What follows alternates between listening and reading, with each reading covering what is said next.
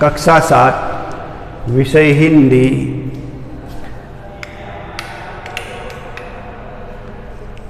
पद्य पाठ 8 दोहा अष्टक लेकर मैं सतीश पंडित इस वीडियो में उपस्थित हुआ हूँ। विद्यार्थियों, आप सभी का सर्वजीवहितावह श्री स्वामीनारायण कुमारशाला कण्भा स्वामीनारायण गुरुकुल में स्वागत है। दोहा अष्टक जो मुख्य रूप से कबीर, तुलसी तथा रहीम के दोहों से संदर्भित है, उसका भाग 1 मैंने आपके समक्ष प्रस्तुत किया था, जिसमें इन कवियों का साहित्य परिचय आपको दिया गया था। इस वीडियो में पद्य पाठ 8 दोहा अष्टक के मुख्य दोहों की समीक्षा की जाएगी। साथ साथ में साहित्यकारों की थोड़ी महत्वपूर्ण अन्य जानकारियाँ भी आपको देता हूँ। कबीरदास जी की बात की जाए तो कबीरदास जी एक संत थे और हिंदी साहित्यकारों में बहुत ही आदिकालीन कवियों में वे माने जाते हैं। उन्होंने खुद लिखा है, मसी कागज छुआ नहीं, कलम गई नहीं हाथ। अर्थात मैंने कागज को भी छुआ नहीं और कलम तो अपने हाथ में ही नहीं पकड़ी। तो फिर आपको होगा कि फिर कबीरदास जी ने साहित्य रचना कैसे की। तो कबीरदास जी भारत भ्रमण किया करते थे।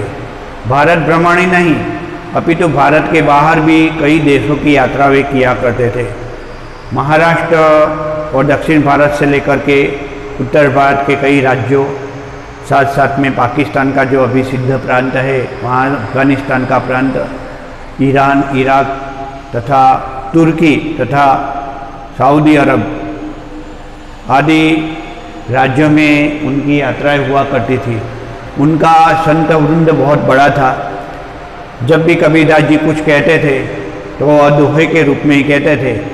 उनके अन्य साथीगण वे लिख देते थे, इसलिए उनका साहित्य काफ़ी विस्तृत होता गया, जो बीजक नामक महाग्रंथ में मौजूद है। तुलसीदास जी भी आदिकालीन हिंदी साहित्यकार ही माने जाते हैं।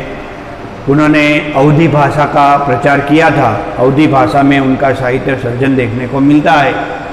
उनके साहित्य की बात की जाए तो श्री रामचरितमानस वह उनका एक महाकाव्य है, जिसमें उन्होंने अयोध्या के राजकुमार भगवान श्री रामचंद्र जी की कथा प्रस्तुत की है और यह कथा लोकमानस में प्रचलित करने का उनका महत्वपूर्ण योगदान रहा है।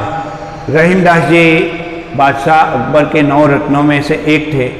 वे बादशाह अकबर के सेनापति भी थे और तलवार भी चलाने में काफ़ी वे निपुण थे। तो उनके बारे में कह सकते कि एक हाथ में तलवार और एक हाथ में कलम उनके हाथों की शोभा बढ़ाते थे। तो ऐसे तीनों साहित्यकारों ने बहुत ही अच्छे दोहे लिखे हैं। उनके कुछ दोहे अर्थात कुल मिलाकर 8 दोहे पाठ्य पुस्तक में दिए गए हैं। उसके कबीरदास जी के जो दोहे थे उनकी समीक्षा मैंने प्रस्तुत की थी। एक बार पुनः मैं कुछ सामान्य समीक्षा कबीरदास जी के दोहे की भी प्रस्तुत कर देता हूँ। उसके बाद हम तुलसीदास जी और रहीमदास जी के दोहे देखेंगे। तो आइए प्रस्तुत है दोहा अष्टक के दोहे। प्रथम दोहा। बड़ा हुआ तो क्या हुआ, जैसे पेड़ खजूर।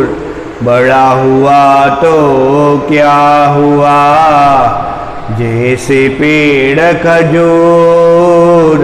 पंथी को छाया न दे, फल लागे अति दूर। कबीरा फल लागे अति दूर। कबीरदास जी कहते हैं कि बड़े आप आदमी बन गए, धनवान बन गए तो क्या फायदा? तब फायदा होगा कि जब आप गरीबों की मदद करें।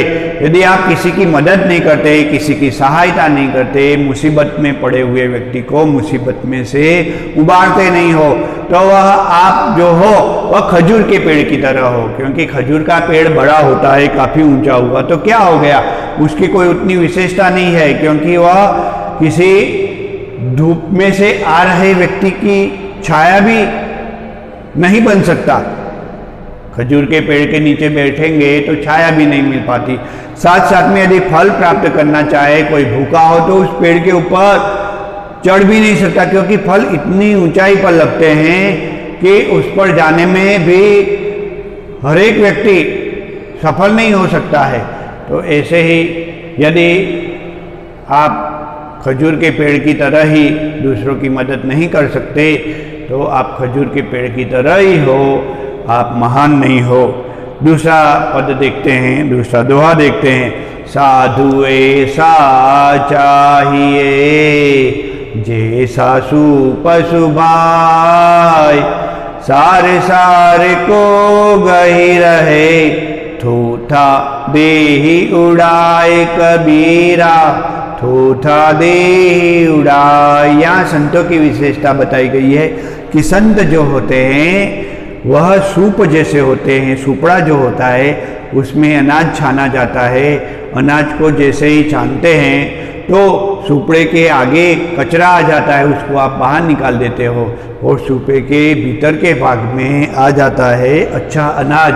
तो संत भी सुपड़े जैसे होते हैं कि उनमें जो अवगुण होते हैं वह बाहर निकाल फेंकते हैं और वे एकदम गुणवान बन जाते हैं। तीसरा दोहा तुलसीदास जी, कबीरदास जी द्वारा लिखित देखते हैं। माखी गुड़ में गड़ी रहे, पंख रहो लिपटाए, माखी गुड़ में गड़ी रहे, पंख रहो लिपटाए, हाथ मरे और सिरे धुने, लालच बुरी बलाए कबीरा, लालच बुरी बलाए। माखी गुड़ में गड़ी, मक्खी जो होती है ना वह गुड़ खाने के लिए जाती है तो गुड़ खाने में ऐसे तल्लीन हो जाती है कि उसके पंख ही गुड़ में चिपक जाते हैं। उसी प्रकार लालच में पड़ा हुआ व्यक्ति सब कुछ आन बान शान भूल जाता है और लालच में इतना डूब जाता है कि वहीं उसकी मौत हो जाती है। इसीलिए तो कहते हैं कि लालच बुरी बला है, लोभ पाप का मूल है, लोभ मिटावे मान, लोभ कभी नहीं कीजिए या में नरक निदान। व्यक्ति लालच में पड़ जाए तो अपना विवेक भी भूल जाता है। उसकी बात यहाँ पे कबीरदास जी ने की है। अब तुलसीदास जी के दोहे देखेंगे हम। प्रथम दोहा यहाँ दिया गया है। तुलसी से संसार में भांति भांति के लोग, तुलसी से संसार में भांति भांति के लोग, सबसे हिल मिले चालिए, नदी नाव संजोग रे तुलसी, नदी नाव संजोग। तुलसीदास जी कहते कि इस दुनिया में बहुत सारे लोग रहते हैं। देश दुनिया में कितने सारे लोग रहते हैं। हाँ, लोगों की वेशभूषा में फर्क है, लोगों के अलग अलग धर्म है, रीति रिवाज अलग अलग है, बहुत सारी विविधता है पूरी दुनिया में। लेकिन फिर भी हमें सबसे हिल मिल कर रहना चाहिए, किसी के साथ वाद विवाद में नहीं पड़ना चाहिए। जिस प्रकार नदी में नाव चलती है, यदि नदी का है कि मैं उफान से पूरा नदी में जो मेरे नदी में जो नाव चल रही है, मेरे आवरण में जो नाव चल रही है उसको डुबा दूंगी, तो दोनों का संयोग सही नहीं हो पाएगा। लेकिन ऐसा नहीं होता, नदी में नावें चलती है तो नदी का भी सौंदर्य बढ़ जाता है। वाह, कितनी अच्छी नदी लग रही है, इसमें तो नावें चल रही है। उसी प्रकार नदी ना हो तो नाव कहाँ चलेगी। पूरी दुनिया में बहुत सारे लोग रहते हैं, लेकिन हमें एक दूसरों का मान सम्मान करना चाहिए, सबके साथ मिलजुल कर संयोग से रहना चाहिए। उसकी बात यहाँ पे तुलसीदास जी कहते हैं कि विविधता में ही एकता है।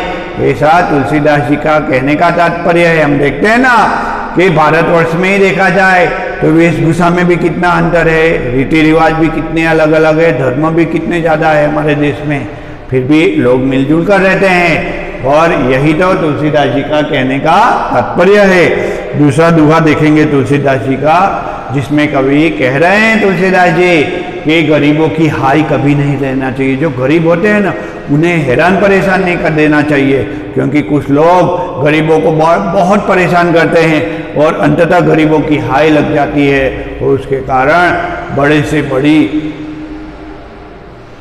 इमारत जो होती है वह ताश के पत्तों की तरह ढह जाती है। उसी प्रकार अमीर लोग भी गरीबों की हाय के कारण मुसीबत में पड़ सकते हैं।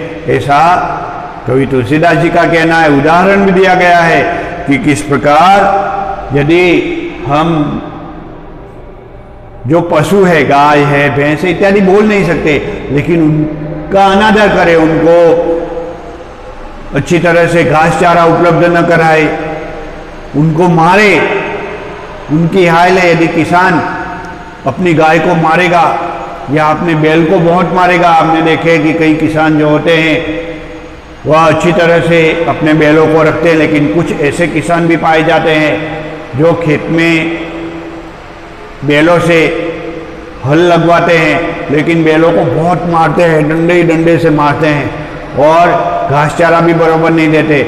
ऐसा बैल यदि किसान या किसी भी व्यक्ति की मार खा के मर जाए और उसी चमड़े में से बाद में जो लोहे को जलाने वाला चाम बनाया जाता है तो लोहे को भी भस्म कर देता है। अंगारों को इतनी हवा देगा कि उसमें लोहा भी रखा जाए तो वो भस्म हो जाता है। तो उसी लोहे से यदि गाय को मारा गया हो या पशु को मारा गया हो तो बाद में वह बदला ले लेता है। तो बहुत ही सुंदर है दोहा, देखते हैं चलो। तुलसी हाय गरीब की कबहु न खाली जाय, तुलसी हाय गरीब की कबहु न खाली जाय, मुए डोर के चाम से लोहा भस्म हो जाए रे तुलसी, लोहा भस्म हो जाए। तो ये दोहा मैंने आपको समझाया कि मरे हुए ढोर के चमड़े में से लोहा भी भस्म हो जाता है।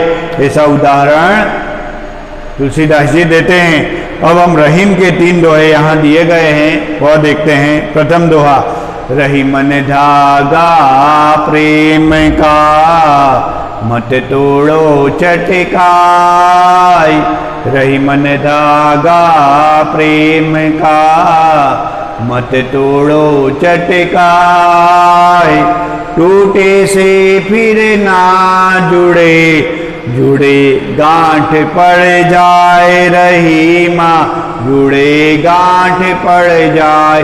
प्रेम और विश्वास का धागा बड़ा पतला होता है। कहते प्रेम और विश्वास विश्वास के पतले धागे से जुड़े हुए हैं, उसे तोड़ना नहीं चाहिए। यदि प्रेम और विश्वास में गद्दारी आती है तो स्नेही जन आपसी स्नेह भाव भूल जाते हैं, कहते हैं कि इसने तो मेरे साथ गद्दारी की। उसके बाद वह व्यक्ति इसे समझाने का बहुत प्रयत्न करे तो भी यह नहीं समझता। इसीलिए कहते कि प्रेम का धागा जो है बड़ा कोमल होता है। रही मन धागा प्रेम का मत तोड़ो चटकाए, टूटे से फिर ना जुड़े, जुड़े गांठ पड़ जाए। यदि किसी ने हमारे साथ गद्दारी की हो, उसके बाद विश्वासघात हमारे साथ किया हो, उसके बाद वह हमारा विश्वास जीतने का प्रयत्न भी करे, यदि जीत भी ले तो भी हम मन में रखेंगे या वह मन में रखेगा कि इसने हमारे साथ गद्दारी की थी, और उसके बाद गांठ पड़ जाती है। जिस प्रकार धागा टूटेगा उसको जोड़ने के लिए बीच में गांठ डालनी पड़ती, उसकी बात की गई है। बहुत ही सुंदर यहाँ पे दुहा है रहीमदास जी का। रही मन धागा प्रेम का मत तोड़ो चटकाए, टूटे से फिर ना जुड़े अने जुड़े गांठ पड़ जाए। उसके बाद वाला दुहा देखते हैं।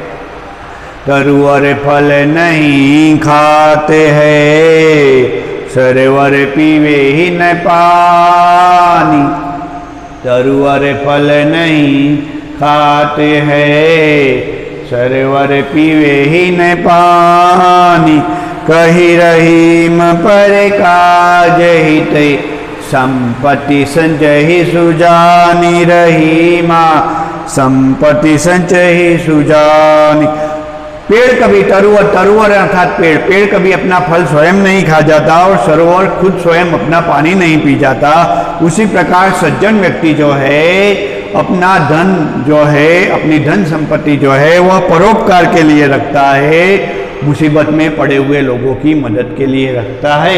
ऐसा रहीमदास जी इस दुहे के माध्यम से कहते हैं। अंतिम दुहा देखते हैं। रही मन देखी बड़े न को, लघु न दीजिए डारी। रही मन देखी बड़े न को, लघु न दीजिए डारी। जहाँ काम आवे सुई, कहा करे तरवारी। रही माँ कहाँ करे तरे। यहाँ पे क्या कह रहे हैं कि कभी रही मन देखी बड़े न को। हमारे दोस्त बहुत सारे हो सकते हैं और उसमें से सिर्फ आपको जो बड़े धनवान व्यक्ति हो उसी के साथ दोस्ती बनाए रखना या उसी को महत्व देना यह अच्छी बात नहीं है, क्योंकि सभी को महत्व देना चाहिए।